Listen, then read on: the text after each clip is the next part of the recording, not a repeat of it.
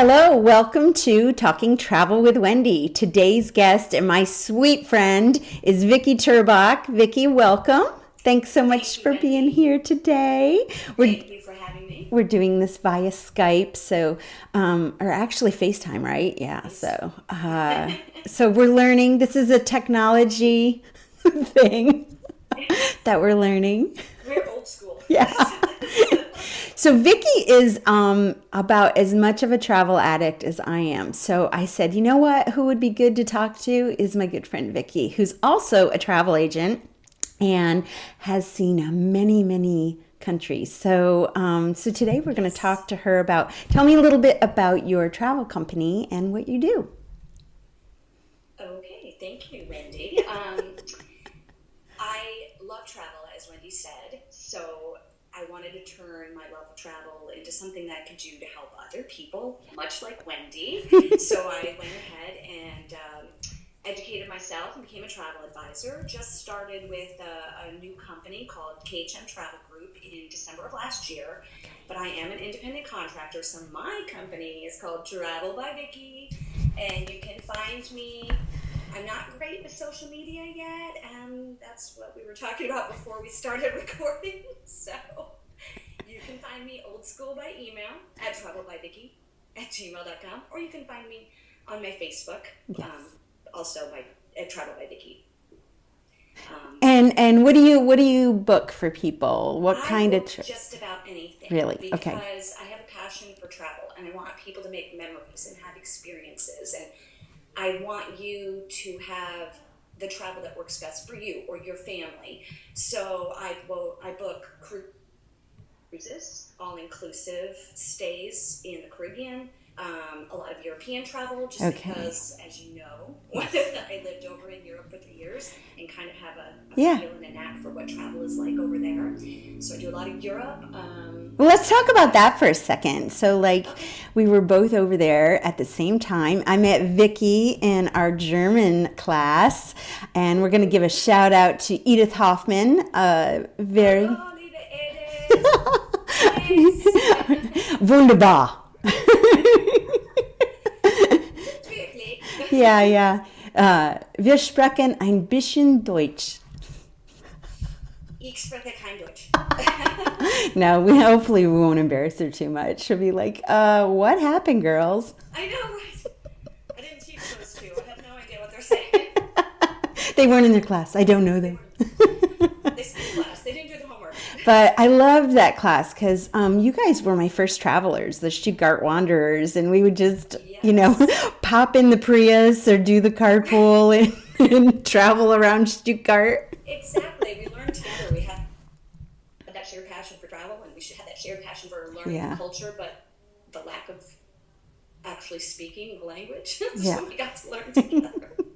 I love that. I love the forced or not so forced day trips that Edith made us take for the classes because we learned so much about the culture. So much, and it was an experience that I highly recommend to anybody if you get the chance to move over and live in Europe for any amount of time. It is so worth it for you, for your kids. Yeah. Just to experience what other cultures are like and how different they are from America. It's invaluable. Okay, so about our time over there in Europe, what are some of the travel planning things that you learned that you can help people with and help with them doing itinerary planning? So of course, I'm going to say the best thing for itinerary planning is to contact a travel advisor because I have to. But people totally misunderstand. They think, I'm just going to hop on one of these third-party Expedia and TripAdvisor, and you can do that. But not just because we love it, but a trip can go really wrong. Really, really quickly. And some of the third-party, I don't want to badmouth anyone. Right. The OTAs, online travel agencies, but a lot of the times when you're booking those things on your own, you don't know the nuances of the travel within the country, and you may not be getting the full package. You may have extra fees that you're encountering when you get over to the place you're staying. So you think, I did it cheaply. I booked it on this platform, and then you get over there and it's thousands of dollars more Right. than you were expecting. Right. Because you don't know the ins and outs of what a certain country or resort charges, and that's where a travel advisor is helpful, or someone who's in the business. Well, some of the horror stories I've heard is I had no idea that I needed an international license to rent a car in Croatia.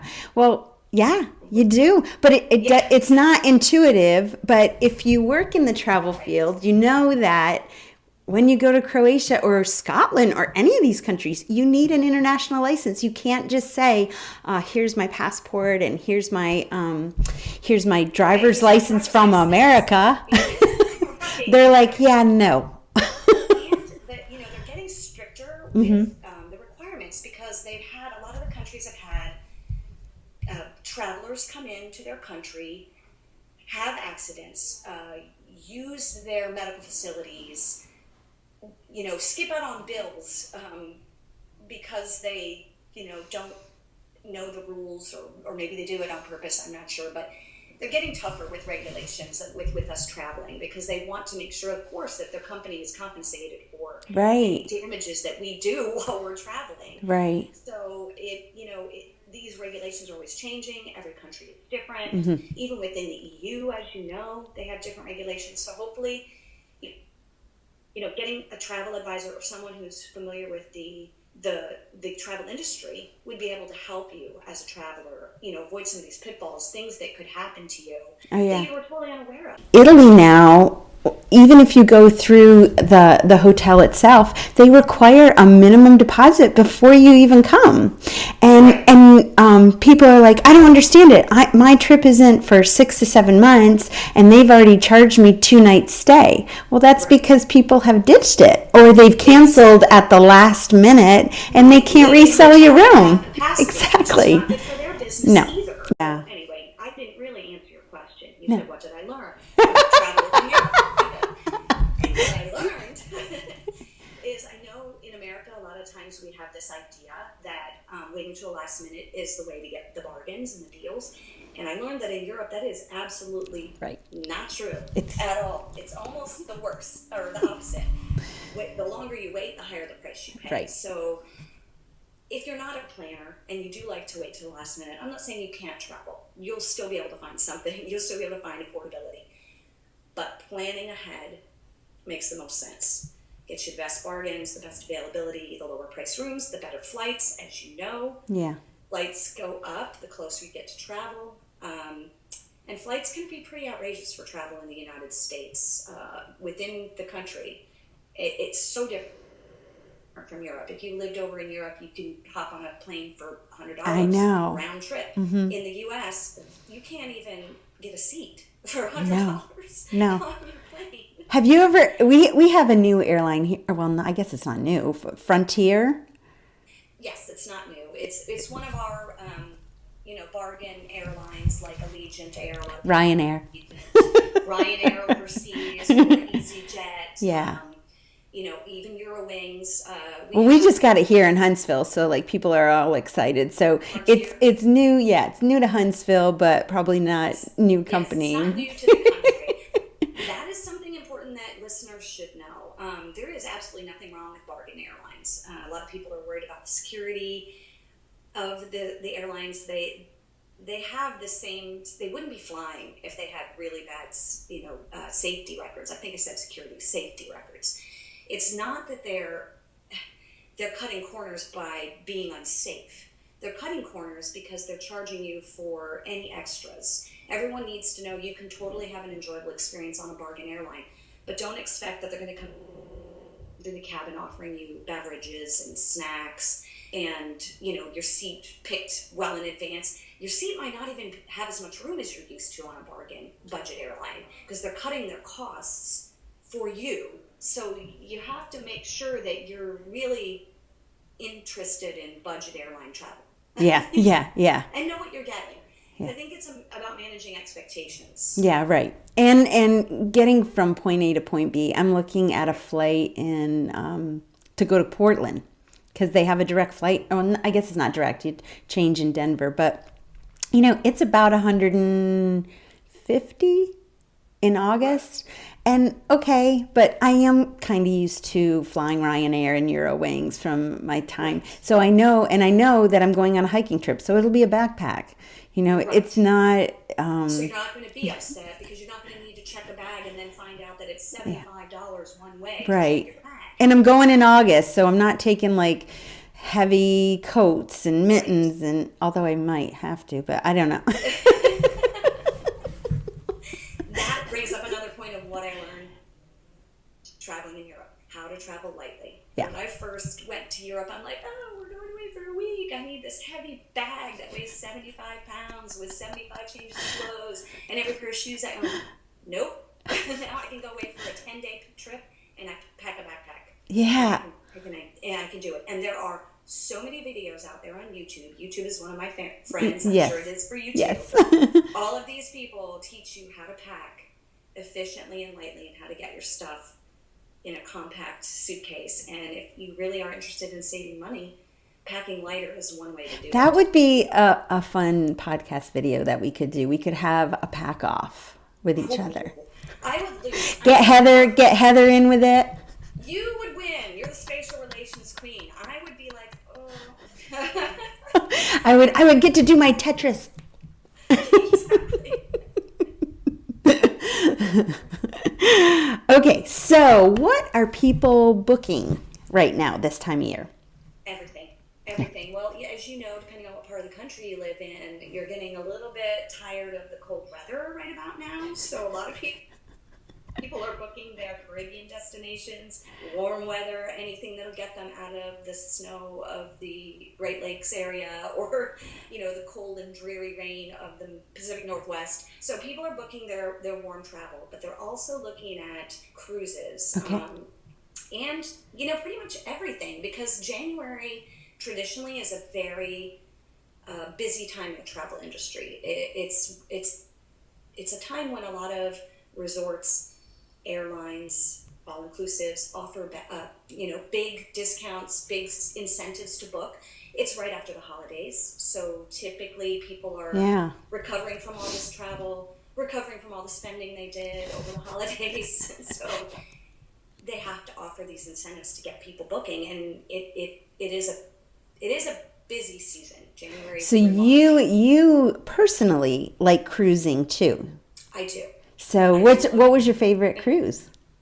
I don't have a favorite because there's something different about every cruise. Oh, that's cool. I like, and people ask me all the time, what's your favorite line? What's your favorite cruise line? They all offer something different. So it really depends on the traveler and what they expect out of their experience. Okay. And that's another thing.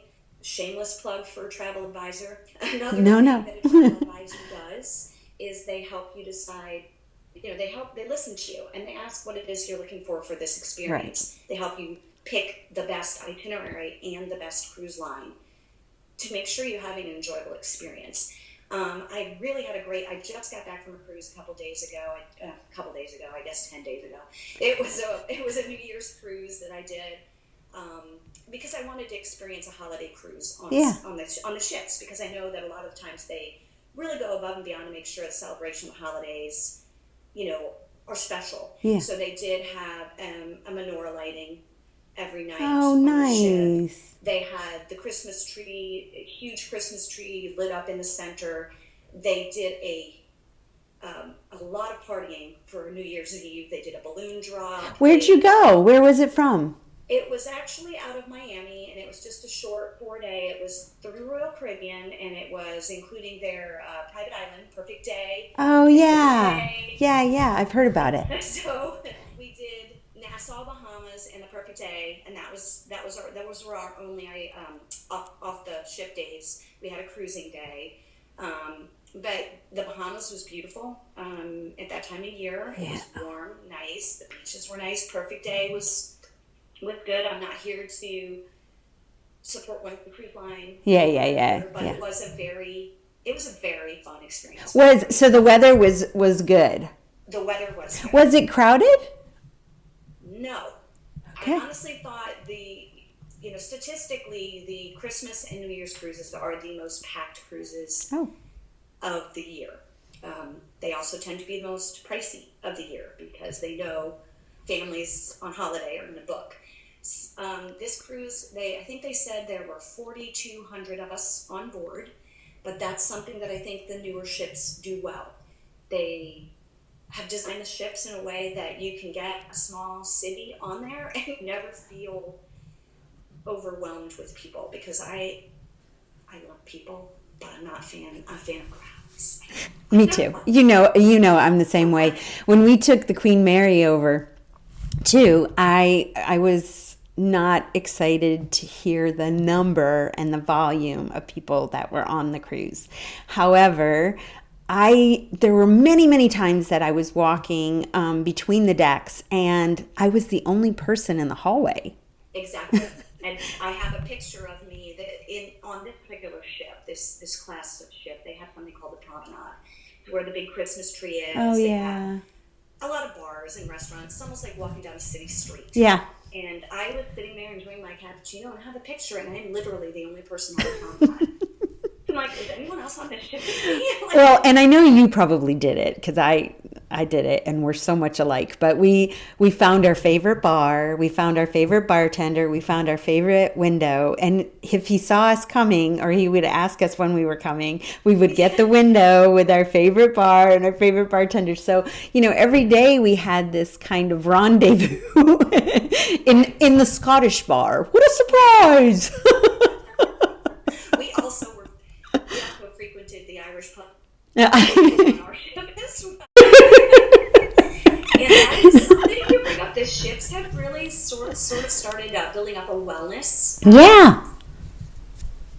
component to the cruises, because the millennials and the upcoming generations, they really like vacations that include wellness. And staying fit. If they're going to eat the cruise food, they want a place to, work out as well. Off. And usually the cruise ships are very nice. They look out over the water, plenty of machines. They offer classes. They even have the track on board. Most ships, that's usually on an upper deck, so you can walk at your convenience, and you know how many laps equal a mile. And so there are ways to stay within your diet or within your usual routine, if you choose to. I'm with you, though. I'm on vacation. Forget it. I'll go to the gym once to check it out. I'll go work out sort of just to say I did it. But Yeah. And I would walk by it. Exactly. I knew where it was. Yeah, I was, though, devastated when we finally got here and I weighed in. So I thought, okay, next time maybe I need to visit a couple of times. Ouch. Thank God for stretchy pants. That's what cruises are for. It's overindulgence. A lot of people, I will say one other thing about cruises, a lot of people are worried and concerned, especially, with current climate issues, that cruise lines are very, not eco-friendly and not doing the most that they can for sustainability, but they totally are. Each cruise line, I've read up on what they're doing to be more eco-friendly. They've all gotten rid of plastic straws. There will be no plastic straws on a cruise ship anymore. They use biodegradable ones. A lot of people don't like those because they do kind of disintegrate in your drink if they're there for a while. But, as a travel advisor, I sometimes give out metal straws, which are easy to purchase on Amazon. Yeah. Well, I have found the millennials love those anyways. They do. Yeah. They're like, they're eco-conscious people. They're eco-conscious, and that might be something that I look at for this eco project I'm doing. Taking it with me across America. Yeah. And that's all right. Let's chat about that. So we'll chat about that too. And just to throw out that I read an article recently about Norwegian Cruise Line. They've become the first cruise line. Can't speak without. I need more caffeine. They are the first cruise line to outlaw or get rid of single-use plastics. So yay! No single-use plastics. Yay. So those water bottles everybody loves taking off into port. No, you can bring your own reusable. I do advise people when you go on a cruise. Yes. Take a reusable cup. They have filling stations. You can fill up, with water. You can't take a full one of these off the ship, but you can take an empty one and Yeah. It cuts down on your plastic use. There you go. Is another way to be able to. Yeah. Yeah. So I got another question for you. Okay. What was your favorite country to visit in Europe? Okay, so I get this question from everyone I meet. All my Facebook friends, because they're trying to figure out what they want to do and where they want to go. We went over to Europe with maybe a list of 8 countries that we wanted to go to, or 8 things we wanted to do. We came home with a list of about 1,000 things that we wanted to do. Because Europe is so, I don't know, I feel like I'm home when I'm there. And I don't know that everyone else would feel that way. I've met plenty of people who've done Europe and they get that same feeling. But if you've got the travel bug and you enjoy travel, I don't know. I think you'd be hard-pressed to find a place you didn't enjoy. There were some places I didn't enjoy as much as I thought I would. But there was never a trip I took that I said, oh, I'd never go back there. Yeah. Honestly. But I am partial, just because you know my personality, I am partial to Italy, Spain, and countries in the UK. Well, that's cool. People ask me that too. And Italy is definitely in my top 5, probably number 2. It's probably my number 2. But Scotland is definitely my number 1. I do love, like I said, I do love Scotland. I Yeah. do love Ireland. I love Wales. Oh, England. Absolutely. I mean, that's what you're right, because it's so hard. I loved Wales too. I visited last spring with Francis, and we had a ball, and it was just North Wales. So now I want to go to South Wales, but and I live in South Wales, not North. Oh, nice. To go back. So. You would love it. We went to this town called Clydendo, and I had like 4 Welsh people tell me how to say it, and they all said it differently. So yes. I know that I wasn't saying it right even as I was leaving. Welsh is tough. Welsh is like Greek. I know. I can have 7,000 people telling me how to say it, and I can say it 7,000 times, and every time I finish, go like, no. Well, it's like Llanundo, and so I was going in there going Lollinendo, and they were like, every letter in it. What are you trying to say? And I'm like, I'm sorry, I'm learning. Yeah, I try, and that's something I think that I found, traveling outside of the U.S. is people seem to be, for the most part, so they embrace you trying to learn the language and trying to learn the culture. So as long as you're putting in an effort, I think people I totally agree. Really appreciate it and love that you're trying. Yeah. And you don't have to get it right. And that, I think, I personally, before going over to Europe, it's another thing I learned about travel. I was always afraid to try my language skills because I'm like, oh, I sound like an American trying to speak Greek or German. And or I know. Language. And when you finally tell yourself, well, I am an American trying to speak Greek and German, and I don't have to be perfect, but to be respectful of the culture and its people. I think the effort to trying, and there's so many programs out there now. There's YouTube, like you were saying, channels that will help you, and Duolingo and Babbel. Yeah, and, there's paid programs, so you can pretty much and that's another thing when you're traveling overseas or traveling to a country where you don't speak the language. Take your phone, get an app. Yeah. There are a ton of them. Google Translate is fine for just to visit. Yeah. Because I know a lot of people that kind of keeps them from traveling outside of the country because they're a little apprehensive about not being understood, or maybe they have dietary concerns, allergies, and they're afraid to travel. Right. There are so many tools out there now to help you get your point across efficiently. There should be nothing. Yeah, so just trying a little language app or watching a couple language videos for the country that you're visiting. There's another travel tip. We'll put that up there. Travel tip. Put that up. We're so good. We're so good. Well, Vicky, thank you so much for joining me today. I hope to be doing this more often. We're going to have Talking Travel with Wendy and Vicky as a regular thing, and we'll have different topics, so stay tuned. But thank you so much for agreeing to be here and being part of... Thank you so much for having me, and thank you for getting me over my fear of having video. I really do I have the face for radio, so... Oh, stop it. You do not. Adorbs. Okay, well, we'll talk to everybody soon. Bye, everybody. Thanks for having me.